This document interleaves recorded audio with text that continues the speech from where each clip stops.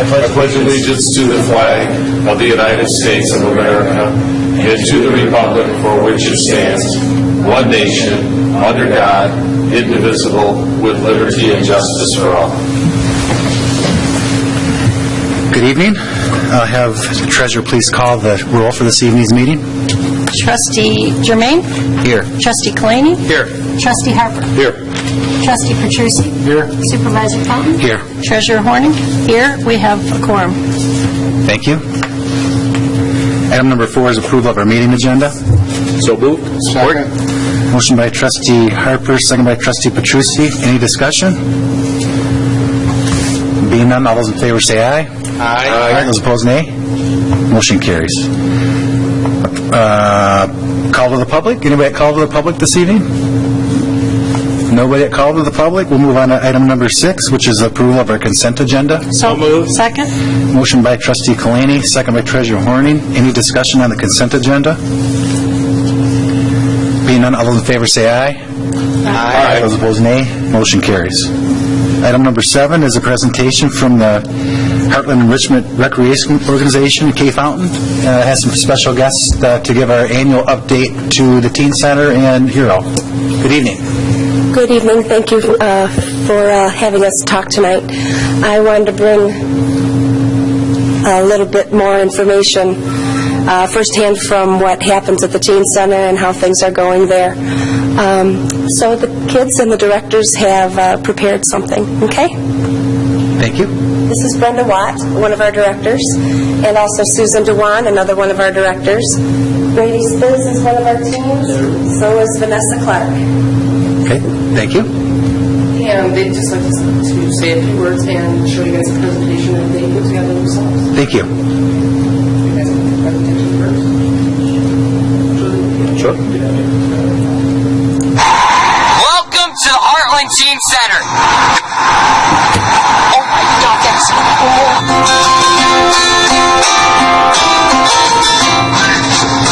What's your favorite thing about the Teen Center? My favorite thing about the Teen Center is probably just coming here to hang out with friends and like all the crafts and activities that they have here. They're just thrilling. What's your favorite memory from the Teen Center? My favorite memory is back when there was a tornado warning, so we all had to go down to the basement. It was like a full-time party.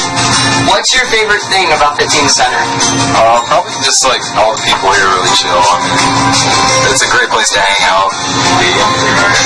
If you're after school and you don't have anything to do there, you just come here and there's some good people. What do you do at the Teen Center?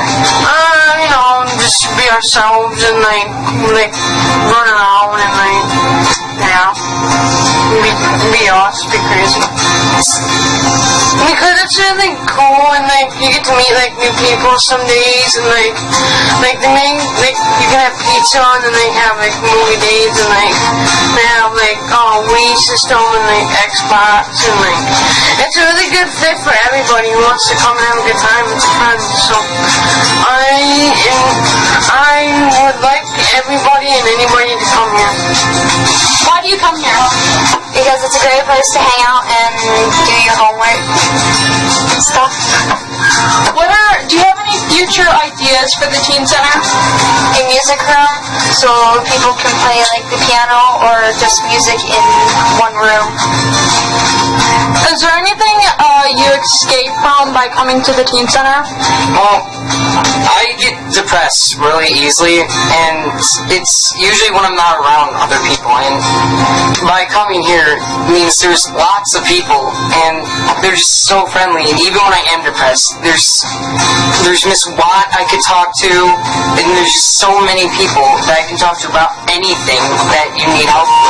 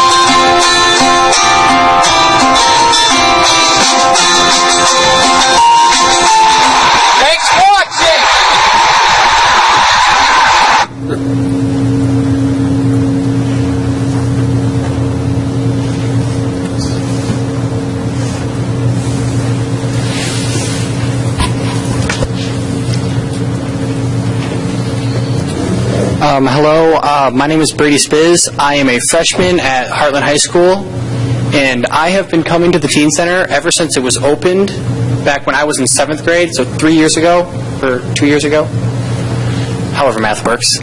And I really enjoy it because it just gives me a place to go after school. Like, say I have something after school, because I am in drama, and I do plays, so say I have rehearsal and that runs for an hour or two and I can't get home because I can't get a ride, I can come to the Teen Center and expect to have fun and be there with friends and just having a wonderful time. And before I say anything else, I want to mention that the reason because the Hartland Township wasn't on the thank you thing was because we wanted to thank you in person for all that you have done for us. We want to thank you for the building that you gave to us, and thank you for all the funding, because without you guys, none of this would be possible. We wouldn't be able to be where we are without all of you. And, yeah, the Teen Center is just an amazing place for people to go when they have nowhere else to go. It's an excellent place to go, do your homework, study, just be with friends. It's an amazing place, and I would recommend it to any teen that needs somewhere to go, honestly. And yeah, can't think of what else to say right now. Well said. Well said. Matter of fact, I can see you sitting up here at one of these board tables. Thank you very much for the kind words. Hi, I'm Vanessa Clark. I'm 13 years old and in the 8th grade. I attend Ore Creek Middle School. I found out about the Teen Center through one of my good friends, Olivia, and she also attends the Teen Center. I'm actually new here this year, so coming to the Teen Center has just been so great, making new friends, and I enjoy it. And also, I had nowhere else to go, basically. I mean, the bus ride, I didn't want to ride the bus because it was an hour long, and I couldn't get picked up till an hour later. So really, the Teen Center was my only option. Currently, I've been going to the Teen Center since October. I learned a lot of new things from it. I learned that it's not just a place to go after school. For some of these kids, it is their home away from home. Over time, Teen Center has become extremely important to me. It's a place where I can go just to be me, but still be in a safe environment. And as a teenager, there are so many negative influences that I could be impacted by, and the Teen Center provides me with a positive outlook.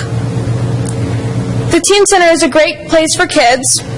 However, there are some things I would add, like how we socialize the benefits to other kids who may not have given it a try yet.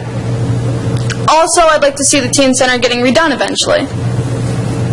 All of the upcoming projects and events give students an opportunity to get involved. The directors who run and support the kids at the Teen Center let everyone contribute ideas and be actively involved in the renovation of the Teen Center. This gives kids positive reinforcement and a sense of accomplishment. And I believe that the Teen Center is a valuable asset to the community in the future of Hartland schools. So, in conclusion, I'd like to thank you, all of you, for investing your time and money into the Teen Center. It really has been such a great place for me to go and a great place for other kids to go, so thank you so much. Thank you. And welcome to Hartland. Thank you. Any final thoughts or words? Any questions that you might have for any of these people? Any board members have any questions? Maybe how many teens attend the Teen Center on a daily basis?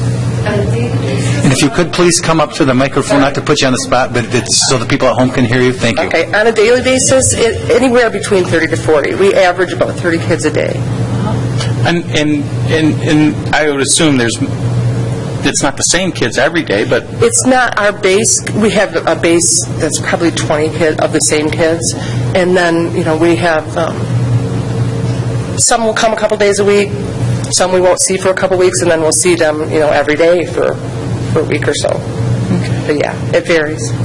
and how's the building? Is there any aspects of the building that need to get any repairs or anything that out of sorts? There is a few repairs on the front door, and just minor things with the walls. We do want to repaint, but other than that, I can't think of anything right now.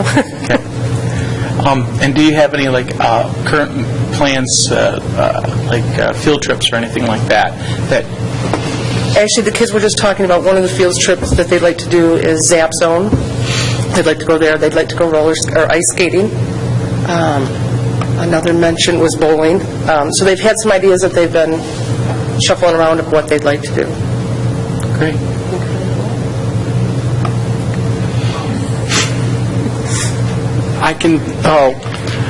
Well, at the teen center, in the boys' bathroom, the stall door is kind of broken, and it's kind of uncomfortable. We'll take a look at that. Thank you. Just wanted to say that. Any other questions? No, and on behalf of the community as well, thank you for putting a wonderful float together. I know you guys worked hard on that. I saw a lot of effort and a lot of team effort putting that together. But thank you for all the directors, and thank you so much to share your thoughts tonight. I know that's if you can do that at that age and get in front of a group of us, the world's ahead of you guys, because that's a gift to be able to get in front of people and share your thoughts like that. Thank you for the wonderful video. And again, if there's ever a need in the future, make sure you talk to the board members of HERO and make sure that they can bring that back in front of us so we can evaluate all the things that you guys are doing. We have also received some very generous donations. It was on the video up there towards the end. We're very thankful for the donations that we've been given. I don't want to say any of them because I know I'll forget some of them, but we're very thankful for that as well. So we are doing different fundraising. Our golf outing this summer raised just over $7,000. So we've been trying to get closer to, right there, thank you. So, that's good. Thank you. Thank you very much for your time this evening. Any board members have any other questions? Thank you. We have no pending business this evening. We have no new business this evening. We go to board managers' reports. This is our second meeting in January, and we'll start with Treasurer Horning. I have nothing. Trustee Kalani. I attended my first Planning Commission meeting last Thursday. That's a very good group. Your microphone. That's a good group of folks that we have on the Planning Commission. I want to let everybody know that, and you knew that anyway. But one of the things they're working on right now is the comprehensive plan for the township, and the commission will be working on that diligently to get the land use descriptions completed. Dave Campbell's spearheading that and doing a great job. Also, we have quite an agenda coming up on Thursday, a week from Thursday, a couple of items to review, one being the housing development proposal that's up for review next week. That would be on the south side of 59 between San Marino and Autumn Woods. And then another matter will be the KFC drive-through will be up on the agenda. So folks who are interested in those two topics, you may want to attend the meeting on Thursday, a week from Thursday. Where's the Kentucky Fried Chicken drive-thru located, potentially? On the southeast corner of Clark Road, I believe. M59? M59. 59 and Clark Road? Yes. Okay. Northeast, northeast corner. Is that a regular site plan? I don't... I know you're, and not to put you on the spot, it's part of the plan. In one meeting, but I don't think it's a PD, is it? No, it's not a PD. Okay. Thank you. Trustee Germain? The only thing I have this evening is I've been appointed to the committee that evaluates the township manager. And as such, as we've done in past years, we're asking all the board members to complete a evaluation of the manager. I'd like to have all those returned to me, preferably by next Monday, because it will be a part of our special meeting discussion a week from tonight. And will you forward those to the balance of the board when you get them all in? I will. Okay, thank you. Has everybody received that in their email? And there's also a paper copy available tonight at your desk. Where are those at? I dropped the hard copy. Oh, it's probably under here somewhere then. Okay. It's up here at our desk somewhere as well. Thank you. Trustee Harper? I just would like to thank the 7 people that came out for applying for the job to replace the clerk. I appreciate the interest in the township, and I think I can speak for all of us here that we're grateful that many people showed an interest in the township in doing a difficult job here at the township. Thank you. And Trustee Petrucci? I'd like to inform the public and board that on February the 6th at the high school, the Hartland Deerfield Fire Authority will have their awards and recognition night, and they have a brief overview of 2014. So it's pretty informative. I hope to see some of the board members there this year. And the general public is welcome to come. I believe it starts at 7 o'clock. But I'll bring more information on that, so you have it. That's February 6th. What day is that? I think that's a Friday, isn't it? I think you're correct. I thought the deadline to fill the thing is the 5th. It is the Friday. Thursday. Okay. Friday at 7 o'clock? Friday, yeah. At the new high school? New high school. Thank you. Get there early. Parking fills. That's all I have. Good, thank you. I have nothing this evening.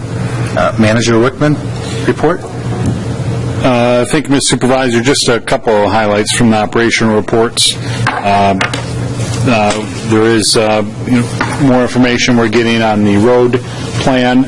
We will continue to use the website heartlandroads.com to communicate the status of those. There are a number of projects that look like are in good shape to get done this year. Some gravel roads and some rehabilitation of paved roads. And I sent out a status report earlier today on that. Just the quick overview is paving rehab on Fenton Road and Reed Road, Bullard Road, and Bergen Road look good for this year, and then gravel roads are Clyde Road and Blaine Road. So we'll continue to update that. We'll work with John Axe on the bonding for those projects, and I'm sure we'll get lots of questions and keep communicating about it. We do have Winterfest, of course, next weekend, the 31st, from noon until 8 at Heritage Park. Lots of information online at heartlandwinterfest.com. And looking forward to that, and hoping we have mild weather with good snow. So that should be no problem, right? Otherwise, happy to answer any questions the board may have. Any questions or comments? Thank you. Item number 11 is information and discussion. 11A is a discussion. James has had part of our strategy and strategic plan was to look at the amount of zip codes that we have in our community and try to get that down to 1. At the chamber meeting, it's probably been a week ago or so, maybe even longer than that. It hopefully didn't jump the gun on that too much, but we at least shared this. This was going to be a discussion topic. And that we were going to need their input to help try to pull this off where we can come down with 1 zip code. I've spoken with several business owners since that presentation, and they are very excited about having the opportunity to, get rid of the Howell address on their M59 and Old 23 corridor as a business that is either Howell or Brighton or who knows where it may end up. But Manager Wickman, would you like to go through your draft and your presentation? Well, just briefly, I've shared the memo with you, and we're carrying through on an action plan. I didn't want to do that without, of course, the board having an opportunity to add any further thoughts to that. There is a system, and we're going to follow it. I would be cautious on our, kind of cautious optimism about what we can accomplish. But we will, I think there's a story to be told, and this picture tells it. We have a pretty comprehensive list of community leaders and stakeholders. There are a similar list to what we looked at with the roads plan. We're going to reach out to them with that letter I drafted to ask them for letters of support to go along with our appeal to the Postal Service for some sort of relief, and we'll keep plugging along and see where it goes. I think this is another economic development issue that we have here, seriously. I mean, if we're considered the part of the triangle of, well, for lack of a better, Golden Triangle, you got Brighton, Howell, and then you got Hartland at 23 and 59 with the surrounding communities around us. We need to have a zip code that deals with our area. And is there any, aside from going to the U.S. Postal Service, is there anything that our new Congressman Bishop and a few others, or maybe we as board members can do to perhaps meet with some of the folks that serve us in Washington? That would certainly be conventional wisdom to go that route. Just based on my research, I know that gets you nowhere. And there was a congressional, I referenced the study that was done by the Congress back in '06 that dealt with this issue. And because of the way the Postal Service is structured federally, they're pretty well protected from political influence. So the Congress doesn't even appropriate their budget. And so we would definitely reach out to Bishop and state and the U.S. senators, ask them for letters of support and for whatever we can.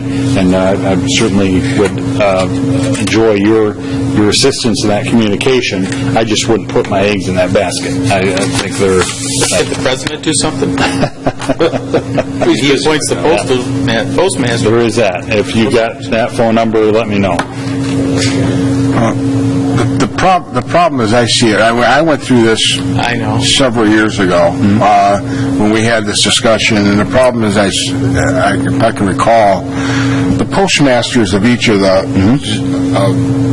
Hartland, Brighton, their salaries are dependent on how many stops they have within their post office, and that's the big issue. Is that when you take away some of that from Howell or Brighton, it affects their bottom number, and it affects their salary, and that's where the problem is, and it's very difficult to overcome. So, we'll do our best, but I'd be cautiously optimistic here. I think the difference in that, and I have the file from when previous clerk had been involved with that too. If you start at the local level, you're going to run into those roadblocks because there, so many communities have gone through this issue, and to the point where Congress did a report on it in '06. That they did get the Postal Service's attention, and they've promised this system that would be above that. I mean, it starts at the district office in Detroit, not even a regional hub in Royal Oak or whatever, or Pontiac. You go at a certain level, and they're supposed to seriously consider these requests and a number of different options to help it. And there's an appeal process, and it takes the local, fiefdoms out of play. I'd like to think. Again, it is a bureaucracy. So. Can't we get someone to do a story on this? I think when we will hit it with a full blitz. I mean, there is I think a compelling story to be told, and at the time we'll coordinate that. At the same time, we're going after it. I mean, I think this could be on Sunday morning on CBS, one of those, can you believe this kind of question. Well, It's absolutely ridiculous. In my research, what's interesting is there are so many cases like this throughout the country. And some of them have gotten relief, and I've talked about what I think is, probably our best hope. But there's so many like this, so many stories like this. And especially in, rural suburban areas that have grown quickly and kind of outgrew what they were in the 60s, kind of a thing. I love this one. It's like, there's like less than a quarter section. It looks like, it's definitely less than a quarter section. It looks like it's part of Holly, the Holly mailing address. That's Oakland County. And it's, yeah, that's Oakland County, but and I know this, I know somebody that lives there. I go, when she told me that she had a Holly mailing and she lived in Hartland, I went, really? Where is that at? And I can't, it's just ridiculous, simply ridiculous. But it is an economic development issue. It's an insurance issue. It's an issue, I think, for fire protection on the what's that rating? That ISO rating, because it all depends, zip code wise where you might live, and you might be in the Hartland Deerfield, but big company other than maybe Citizen, which was located in Livingston County. They may associate you with an entirely different community because of your zip code.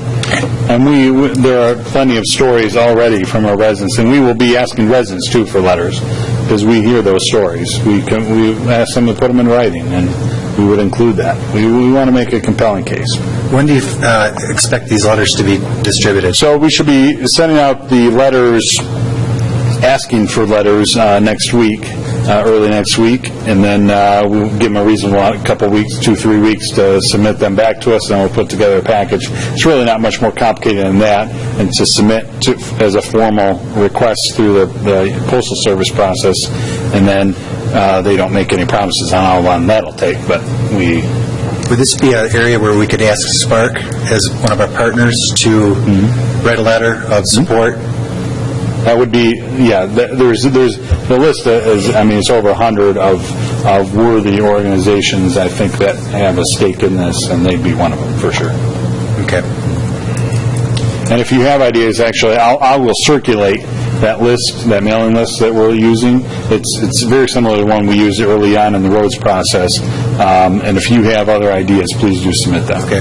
And any discussion or outreach to Tyrone Township? Just a follow-up, I made a note of it. The issue is done for them. They actually held a public hearing on it, and I won't go into the details. There's some pretty sordid things that defy logic even more about why a number of people that showed up there, a great majority of the people that showed up to their meeting, like their Fenton address, and some of it's, I won't even go. That's fair. But, yeah. So they're not on board with it then? They still have reservations. I think I would still talk to them. They may still write a letter of support. Okay. Even if it was a portion where you could draw a line across it that makes sense. Because looking at this right here, they have the same issue. Maybe not quite as bad as ours. They're mostly Fenton, but although half of them are Hartland schools, and their concern had to do with the allocation of road tax dollars, that the number of registered vehicles that are attributed to Genesee County is wrong because they have a Fenton mailing address. And Livingston County's losing that funding potentially because of it. Any other questions for the board? If there's no other questions on this topic, we'll look forward to the letters going out and an update at a future meeting. 11B is benchmarking study. Thank you, Mr. Supervisor. And hopefully you've had a chance to take a look at that, sent it out at the turn of the year. I think there were a couple of takeaways for me, and I spent certainly a lot of time on this, and I could talk at length about it, and I'll try not to. But I wanted to make you aware there's really no decision for the board tonight, just wanted to share with you my observations and the things that I'm going to follow up with. A couple of takeaways that made us say we need to lean into this further on the assessing side.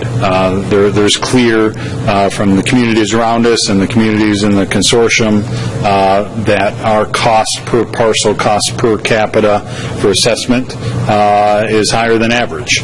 And it's enough that we want to study that issue some more and see why that is. I have some reasons to think it's not apples-to-apples comparison, but it's not enough reason for me to dismiss it outright. I think in many of the communities we looked at, their legal expenses to go to tribunal and appraisal costs that may have been one time for a tribunal are maybe skewing those numbers. We'll take a look at that. But I think there's an opportunity that we could do better there, or call ourselves to reevaluate what we do in assessing. And at the same time, try to maintain the balance with we want to continue to provide good service. And, as I observe what other communities are doing, I see some things that really make me scratch my head, whether it be the communities that contract out assessing to the county. Economically, that's a fantastic, it has worked well for them. From a resident service side, I'd say they have a lot of objections. The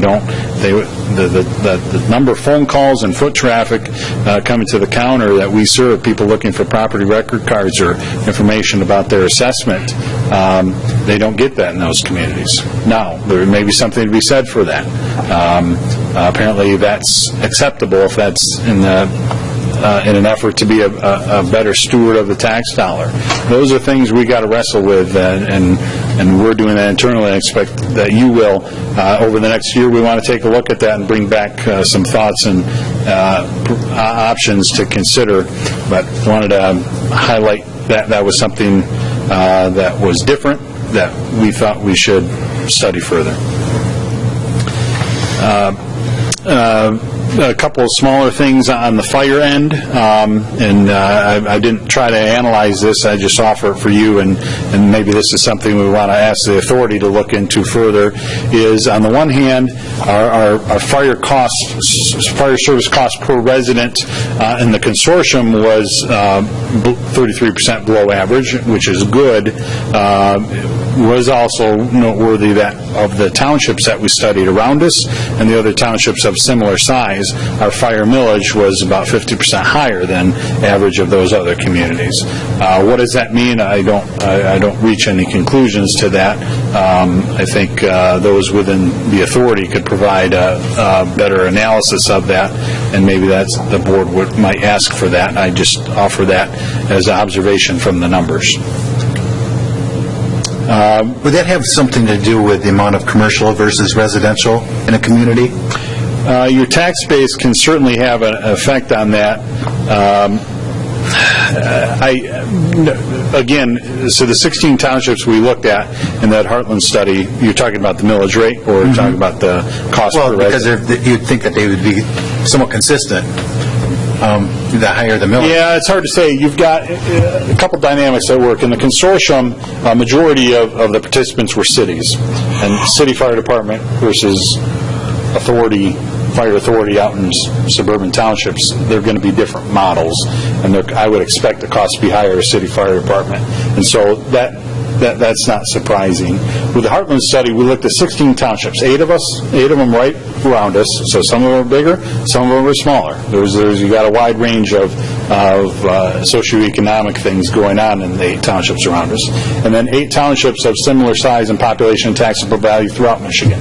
A number of them are in southeast Michigan, but a lot of them, and they're very similar to us. They are some of them have commercial districts, some don't have commercial districts, some are more heavy residential than we are. So I don't think that didn't strike me as it. But again, I think I would defer to the authority on why they think those might be. Are you suggesting by that, the suggestion is that it could even be lower? lower? If you lowered, yeah, I mean, that would be if the conclusion is that our fire mills should be lower, I don't know that that's the case, then yeah, the cost per resident would be lower. I don't know what the cost per resident is in the other townships, because the data we got wasn't good enough to run that kind of analysis, so I only have the benefit of the consortium data, but that is something, if you wanted to study it further, you could get a handle on. I mean, it seems to me it's good that it's costing our residents less than what it is anywhere else. The question is the millage rate correct for the region? That's what I draw out of that analysis. Meaning, is that something that you could look at? Sure. As a fire authority? Okay. We're getting in our millage. I'd have to see where they got the numbers from, though, as far as yeah, I can. You've got a copy of the study and the data, and I can forward that to Adam as well. It would be interesting to get a perspective on that. On the human resources front, I think we fare well in a number of areas. One, the percent of our revenue spent on compensation is below the consortium average. Our benefit costs per full-time equivalent is a third of the average. Those are good things on the one hand. On the other hand, it also suggests that we're also not competitive with the market. And that goes a little bit into the compensation study we'll talk about here in a second. The most notable area is in that retirement contribution, and so we don't have to necessarily dissect that now, but that came across in the benchmarking as I looked at things, and then... when you say... Go ahead. You had a question. I'm just going to ask you referenced the MLGBC, and is that the one that includes the cities? That's a consortium, correct. That's a consortium. Yeah.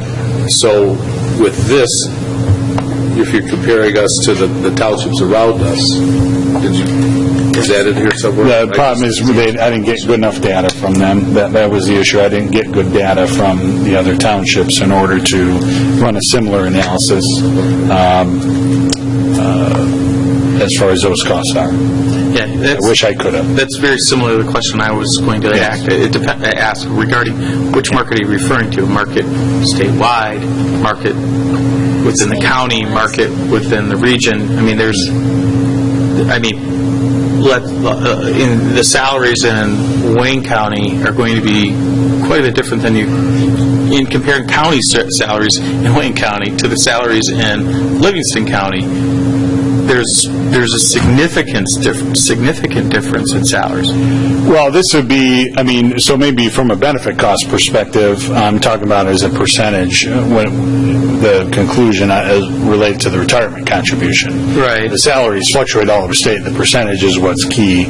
And the Bureau of Labor Statistics it wasn't in my study, but the Bureau of Labor Statistics does track that by state, and I can see across the state as well as Southeast Michigan that public or private sector alike, 10%, even if it's a defined benefit, a pension plan, 10% is pretty average, as well as retirement contribution. And the hard part about this, though, is looking at,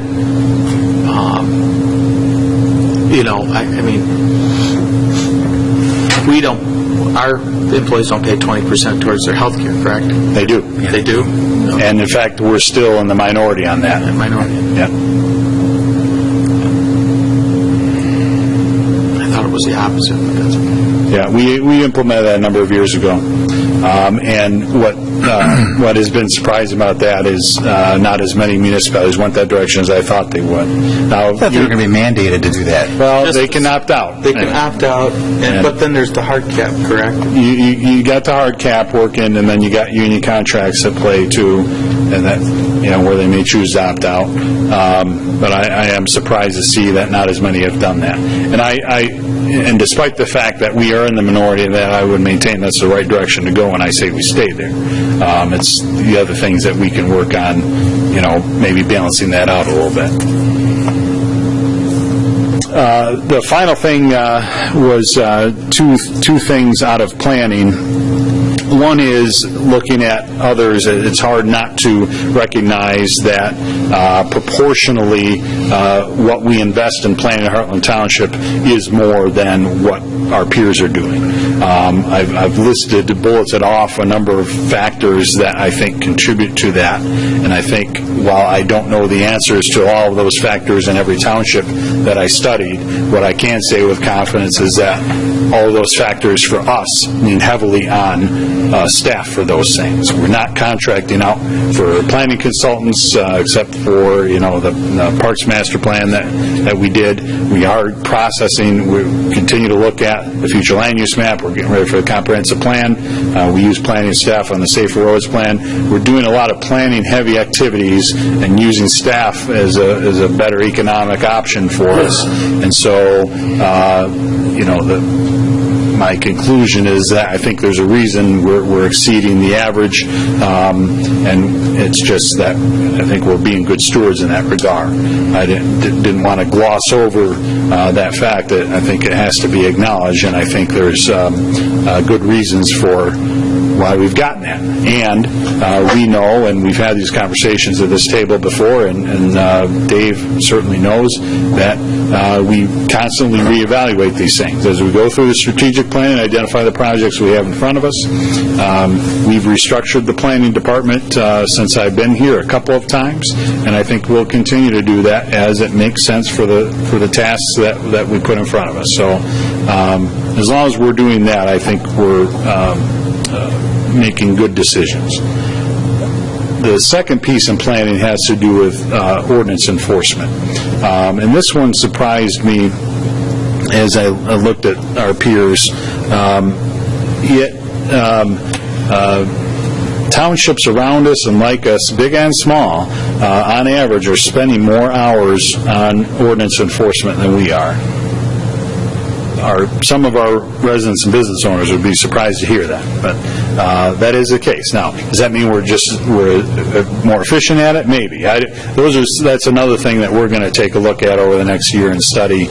I don't think the answer is, well, let's spend more hours on it and be average. No, I want us to approach that carefully, and we'll keep doing what we're doing and see. Maybe study why that is a little bit more, and we'll, whatever we find there, we'll bring back to you. Is there a possibility of getting a breakdown of where the time and effort is being spent on our code enforcement officer? Just putting this in general areas, just like what, blight and signs and that kind of thing? Yeah, just to get because it'd be interesting to compare our community to others, because it seems like whenever you go to any other city, or they have the same issues that we have. Mm-hmm. So is our ordinance too strict? Is it theirs aren't strict? And where are they spending their time? Yeah. If they're spending a third more time, what do they spend? I guess I don't know enough about. Almost we need to understand where we are spending our resources, and then find out where others are. I don't know how readily I'll be able to find out where others are, because I had a hard enough getting this much information out of them. We can make some observations and anecdotes, I'm sure.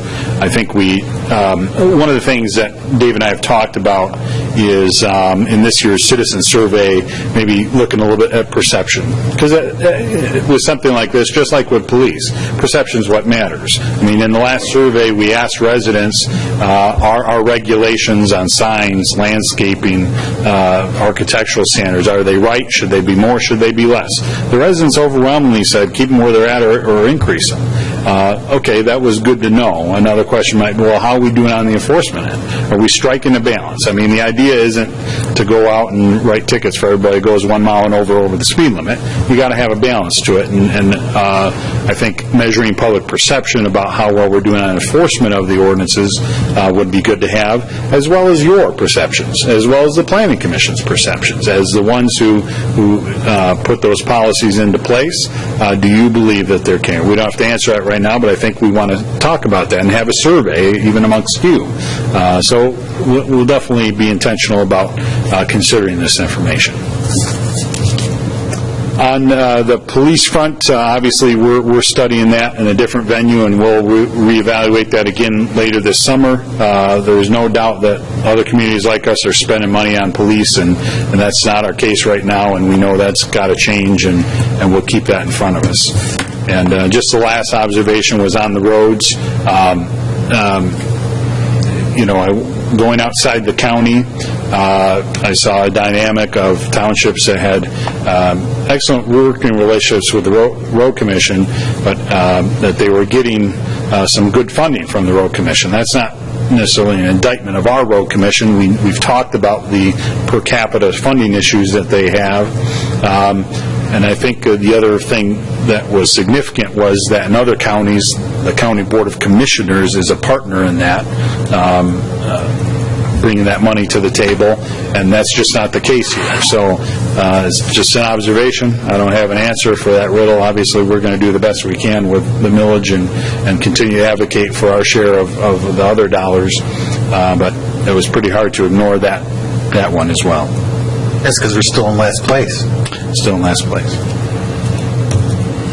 So, wanted to share those observations with you, and appreciate you allowing me to take that time. It was, even though I didn't get the data I wanted out of it, those the contacts I made, the things I learned just sitting down with those other townships were invaluable, and I'm sure will be helpful in future decisions. Any other thoughts, questions from that? So you're going to reevaluate some of these areas that you highlighted tonight? Yep. And then what would be your time frame? Would it be a year from now? A year. Assessing is a year, and I didn't mention it out of the operational report, but you see we got selected for an audit in assessing. We knew the day was coming. We get around it to everybody eventually, and that's if you had to pick a year, it'd be the year where we're evaluating what we're doing. I think it'll be interesting to see how we do in that in comparison to these other townships who spend less per parcel on assessing, and see, what was the cost benefit of that. I think that'll help our analysis. But yeah, a year on that, year to year on planning budget, a year on the ordinance enforcement issue, and we'll keep you updated with what we find there.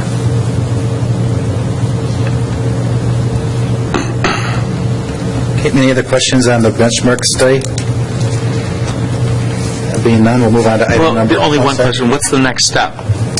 I commit to you that in a year from now, these things that I said, give me a year to study them, I'll come back to you with. I mean, I guess it's late to put them into the strategic plan. We can decide to do that later if we like, but we're already working on it. We're going to study the assessing, as I mentioned, and study the ordinance enforcement piece. And we're still working on the police in a separate forum. So I think the takeaways are actionable, and staff's on it. Okay. And then could we have the fire authority be prepared at the same time a year from now on just what was asked tonight? Mm-hmm. I think it's a little bit more than just simply sending over the data or information to Adam. I think it's worthwhile that maybe you and Adam meet and you go through it and explain, just what you came up with, your methodology. Sure. So that he has a full understanding of how you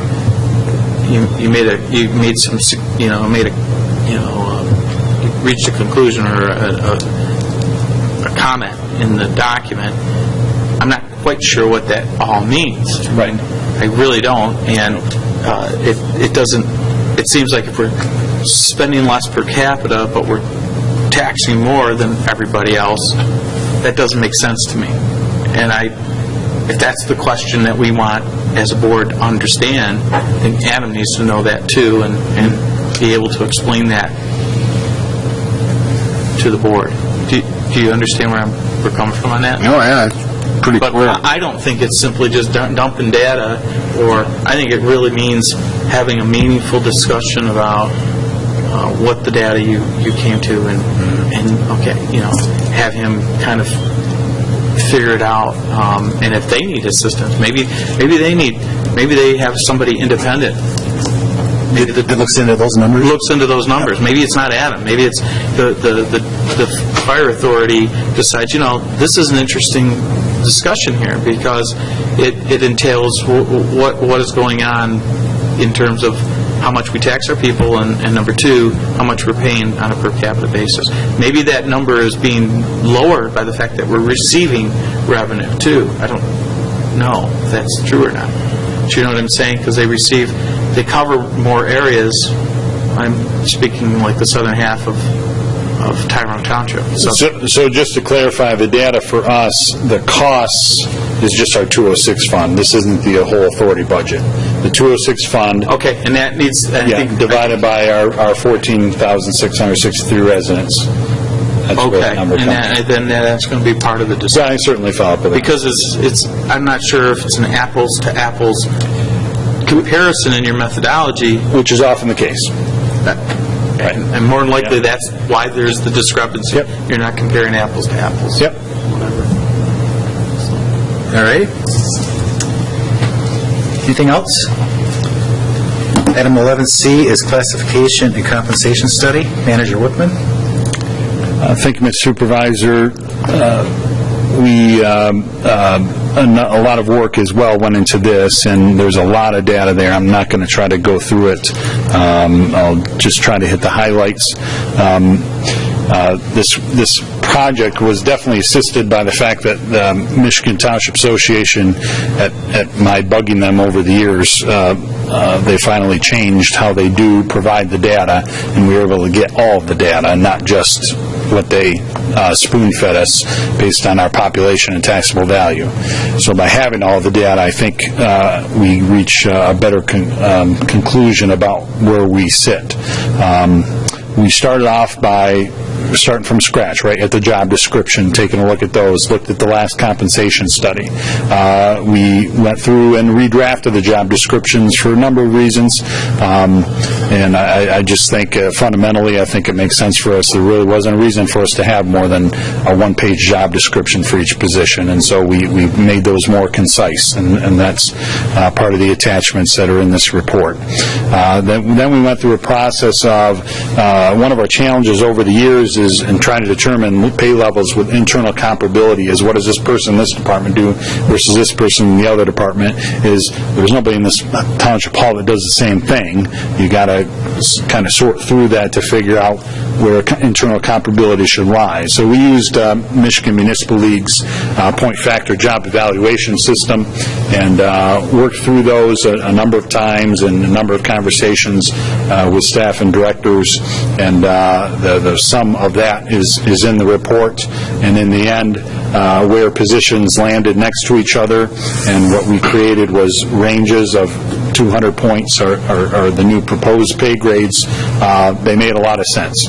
I think the way that some of the positions landed next to each other, some of them didn't used to be, and the way they landed made sense, and I'm endorsing where those landed and recommending the new bands for the pay grade system. After doing that, then we went to the data. Looking at the pay data, the Michigan Township Association, the tricky part is that obviously out of 1,242 townships in Michigan, you have soup to nuts as far as what kind of positions, what kind of pay is happening there, and so by having all the data, it was helpful to look at, okay, for every township that has a finance director, where are we on that scale? What size are they in comparison to us? And we did a percentile ranking for each position that had data for each position of where Hartland Township sat, and then we looked at the corresponding percentile pay level for that position, and that's what you see in the market pay summary. And then I was also able to pull data from the Bureau of Labor Statistics on comparable positions in Michigan, including out of the private sector, just as a point of reference. Didn't use it in the math at all. I just found that to be a value as I was analyzing this. In the end, I think that with our midpoint of our pay grades being at 89% of average overall, that being 11% below market doesn't necessarily give me heartburn. I think to be within plus or minus 15% is to be expected. I think many communities tend to do a little bit better than that, closer to the 95 to 100%. I think we can work on that over the years, and that'll just naturally happen. This isn't an indictment on anybody being overpaid or underpaid. It's just what the market seems to tell a story, and again, we're within those ranges. I think that's fine. I do have some recommendations on with the new pay grades, where you have a couple of people whose current pay rate is below what the new proposed minimum is, and I'll talk about that in a minute. The other thing had to do with the retirement contribution, where again I had found that on average that 10% of retirement contribution was becoming a standard as more and more communities and private sector go away from the defined benefit pension system and go towards a defined contribution. When we set it at 6% years ago, that made sense to me at the time, but now that I see where people are landing under the new economy, 10% seems to make more sense and is more average. So those are my recommendations is on the when it comes to those who might fall below the minimum of a new pay grade, that we look at those over time, over a 4-year time period, and as well as it relates to the retirement contribution issue of maybe making some adjustments over a 4-year time period to bring that into competition with the market. In the end, I've provided some costs there. Half of, on the compensation end, half of that has to do with the election workers, and that it doesn't take into account the fact that we provide meals for them throughout the day, and so I think I would defer to whoever the new clerk is on what the right approach would be, so I would sort of treat them separately. The other, $5,000-$6,000 of existing employees who would need to be adjusted up to the minimum of a new pay range. I think we can do that over time. For some of them, a normal raise is going to get them there. They're not that far off, and I think it's reasonable to look at a correction or an adjustment of that over a 4-year time period. On the retirement contribution end, each percent that we were to raise it, that would be about $5,000 a year. So if we can look at or consider doing something like that over a 4-year time period, that's about how much it would add in costs. So there's a lot of data there, a lot of information. Those are my high-level conclusions. I'm happy to answer any questions I may have missed. Or James, with our elections, when we get reimbursed for those, are their wages also reimbursed, or is it no? It's what? I don't know. Yeah, I'm thinking that some of that might be reimbursed. I think that may be the case. Yeah. So then it wouldn't actually cost the township because they are reimbursed. And we don't. Not all those expenses are always reimbursed. But, right. That may factor in. Again, that one I would defer to the new clerk on. Can you explain that a little bit more? When we have an election, like when the schools have when the school runs an election, not a regular we get election. reimbursed, and then we do get reimbursed from the state. From the state. So based on what you submit. Yeah, there's certain eligible expenses. I don't think I ever saw one of those reimbursement requests, but I've seen the checks come in. I don't know what the request is going out, so I'm wondering if you would think then if the state's going to reimburse a community based on that, they would be setting the amount that may be. They wouldn't. If you're making $10 an hour, then and you put in 12, they're not going to give you 12. No, but if we're under, they're not going to complain either, right?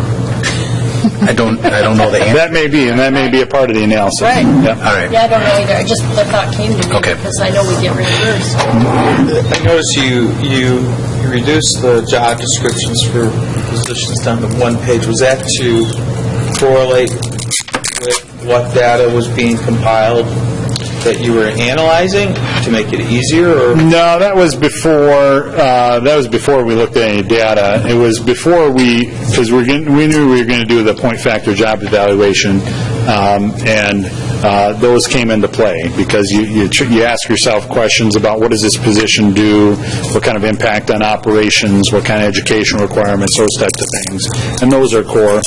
It was, I think, the interest in making those more concise is just the administrative usefulness of them. It's been my general view over the years that we tend to get wordy in policies and things, and I guess I've learned that. Wait a minute, what? That a lot of it's not necessary. I'm just trying to, doing that on a number of fronts throughout Township Hall, that's just one more area.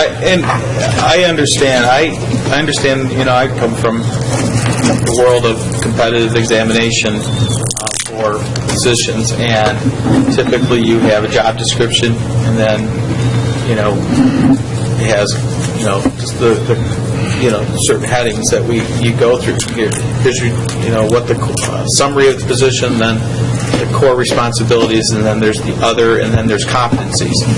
For example, somebody may need to have competencies in Microsoft software like Word and Excel, and if you're someone in finance, it might detail that you have to have that. My concern is that if you go out for an advertisement or competitive examination for an open position, this isn't detailed enough to provide. This would not be what you would advertise, would you? If you had an open position? Well, generally our advertisements are quite short. I usually do them in a paragraph or less and just hit the high points. And we do usually, if people are interested in drilling down into the website, they'll find that job description. I'm not sure from the things that we are on the editing room floor on these, I'm not sure how much that adds value for the hiring or the advertisement. It tends to get into my thing on what the heck does this job do, and I limited people to 10 bullet points because really only about 3 or 4 describe about 80-90% of what we do every day, what a given position does every day. Well, and that's my concern, that when you hire, you have folks who only do that which is listed in their job description. Yeah. And there are those that, won't deviate that, and there's an expectation if they do something more than what's in their job description, that they're going to be compensated for it. Well, that's why I guess I'm having a little struggle with somewhat of the one-page generalization because it could cause us problems down the road. I don't know Maybe not right now, not with the current system. I don't know that that's a defensible position for somebody to take. All the job descriptions have and other duties as assigned by management. Right. Okay. And I think that that puts us in a position. I'm happy to say that we don't have anybody here in Township Hall who is that's not my job description way of life. And if we ever ended up with that, I don't expect they'd be here long. Correct. That's my concern. Mm-hmm. The other thing is that I did look at your job description, and I looked at what we had before, which was quite lengthy. I still think there needs to be a consensus of the board and a discussion among the manager committee and review that former job description, how it was written. I believe there were several things in there I felt were important that are not reflected in the description. I just want to go on record with you on that. I think we talked about that briefly before. Yeah, I would like the board's endorsement of getting, trying to get that to a page less if that's possible, and I trust the manager committee can work with me on that. The one that's in there is the one I proposed, so yeah. Our approach is to just use very tiny font. You have an attorney on that committee, do you? Well, there's two sides to it, one page, so. James, a lot of these revised forms say they're going to be effective in 2014. Is that just the date that was there from before? Right, yeah. So what type of action would you need from us? I know we're discussing it tonight, but... Yeah, as it relates to the job descriptions, eventually approving all the job descriptions at once can happen in February, March. It's not that important. If there are questions or you want to revisit something, let's definitely talk about that. as it relates to my recommendations on the compensation and the retirement contribution, and the pay grades, those would be actionable items in conjunction with the upcoming budget. I trust that we'll be talking about those as it relates to the organizational review next week, as it relates to adopting that budget where we adopt the pay grades and all of that. At the first meeting in March. So whatever discussion the board needs to have on these items in order to get to a point of taking action on those, I defer to you. I don't know what questions you might have or how you want to approach those. But that's what I'd be looking for, is approving those elements of the plan. The table you mentioned that has the job descriptions listed and then the pay ranges, isn't that something that we typically change annually anyway? We do change the pay grades every year, correct. And so instead of just taking last year's pay grade and adding an inflation like we usually do, I would suggest starting April 1st with this new pay grade system at the budget. Provided is what you're recommending. Yeah, the last three columns are the recommended pay ranges for those under the new system.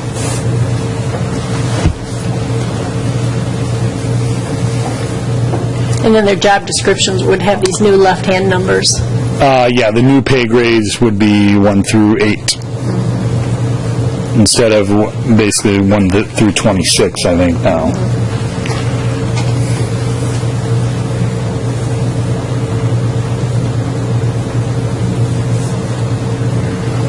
So there's a lot of information there, I know.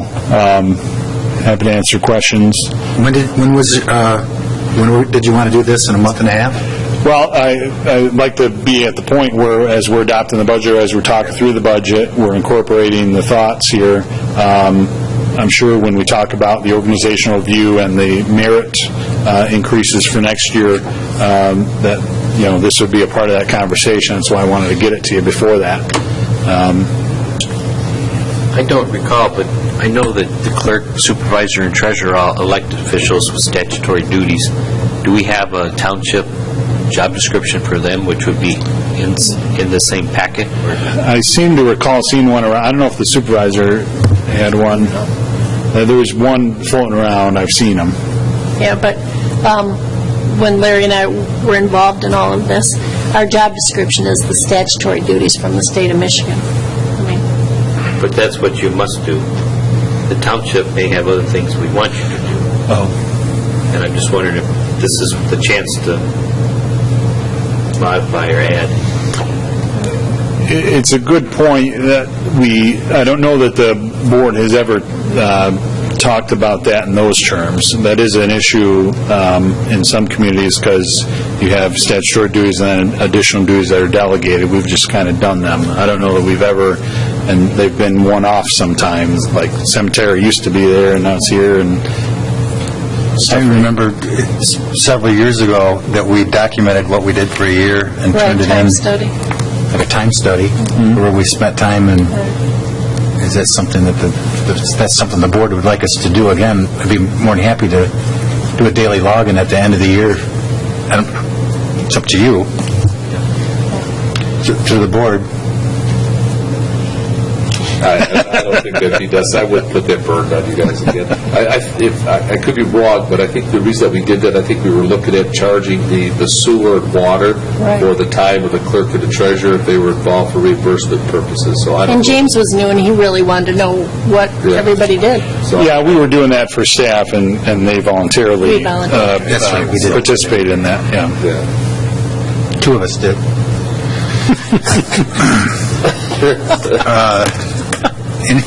Anything else tonight on this? So we'll review this again in a month? Yeah, and if you have questions, please let me know. I know there's a lot of information here. And there is, yeah. Before we adjourn, can we just reiterate what our agenda might be like for next Tuesday? Next Tuesday will be final interview of 3 clerk candidates. I expect that will be first on the agenda, starting at 5:30. We've allotted 15 minutes for each of those, and then we'll have the organizational review for the year. including hopefully a decision on a merit pool for wage adjustments. We were able to do that last year at that meeting, and then my review as well for the year. So we're starting at 5:30. At 5:30 beginning.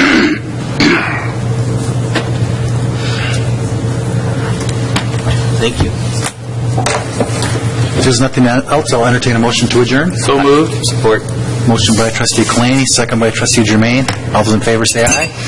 Aye. Those opposed, nay. Motion carries. Thank you.